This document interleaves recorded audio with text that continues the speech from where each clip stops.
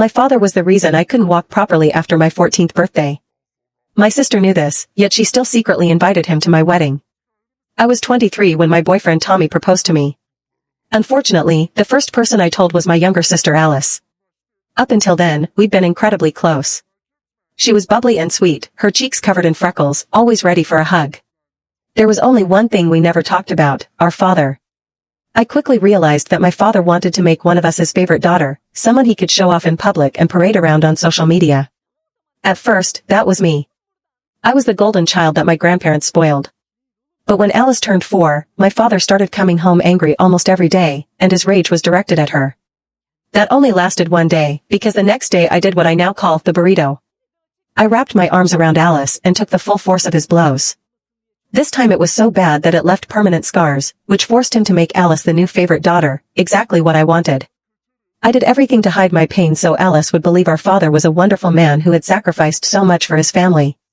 She had no idea what he did to me once I hit puberty.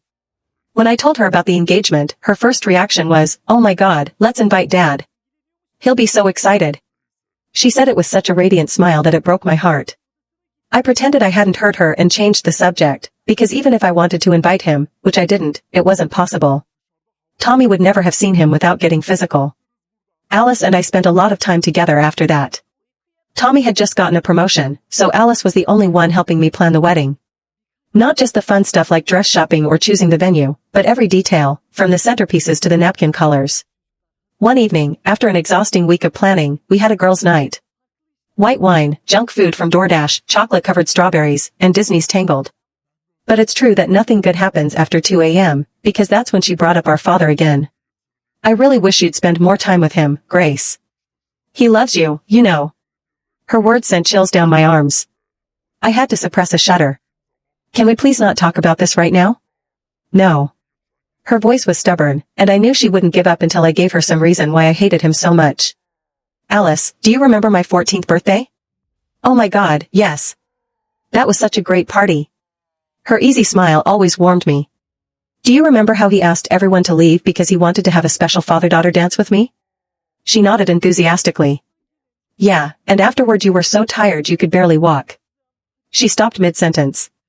I said nothing more. I never wanted her to know. I just wanted her to stop mentioning that man around me.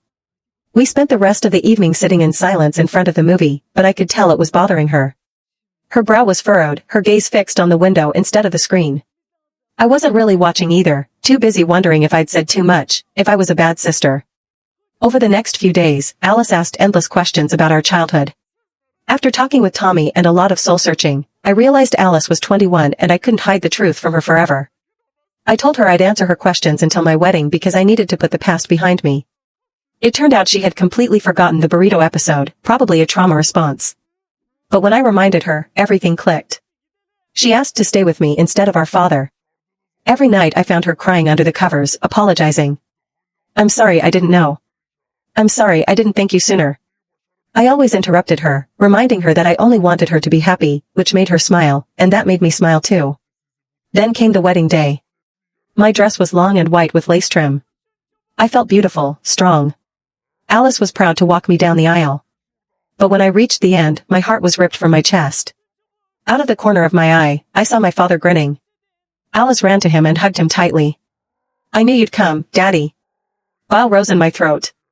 "Just give him a chance, Grace," she called out, but I saw the conflict in her eyes. She was trying to convince herself as much as me. The celebration continued, but the joy was gone. I kept looking toward the exit, half expecting him to show up again. Tommy noticed and squeezed my hand. "He's gone, Grace. Try to enjoy our wedding," he whispered. I nodded, but the knot in my stomach wouldn't go away. Alice stayed close to me, her eyes red and swollen. She barely ate, and her maid of honor speech was choppy, her voice breaking. That night, after we'd said goodbye to the guests and returned to our hotel suite, Tommy held me as I broke down. "I'm sorry," I sobbed. "I'm sorry he ruined our wedding." "Nothing's ruined," Tommy said, stroking my hair. "We're married. That's what matters."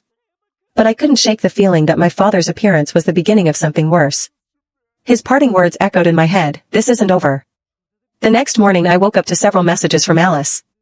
"I'm so sorry about yesterday. Can we talk before you leave for your honeymoon? Please, Grace." I need to explain. I'm at your apartment.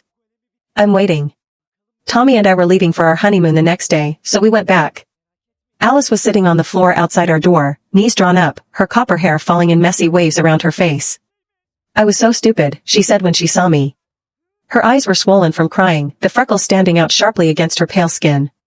I helped her up and we went inside. Tommy made coffee while Alice and I sat at the kitchen table. He called last month, she began, staring into her mug. Said he'd heard about the wedding through a family friend. He sounded remorseful, said he was in therapy and had realized how badly he'd treated you. My jaw clenched. And you believed him? I wanted to, she admitted, her voice barely a whisper. He's our father. I thought if he could change, maybe we could be a real family. Tommy snorted from the kitchen. Manipulative bastard. Alice nodded miserably. After you told me what he did to you, I couldn't quite accept it. I thought maybe you were exaggerating, or it was a misunderstanding. A misunderstanding? My voice was sharper than I'd intended. I'm sorry, she whispered, tears in her eyes. It was easier to believe that than accept the truth. But yesterday when he showed up, the look in his eyes when he saw you. I saw what you'd been trying to tell me all along. I took her hand. It's not your fault. He was always good at making people see what he wanted them to see. There's something else, Alice said, her voice dropping. He knows where you live. My blood froze. What?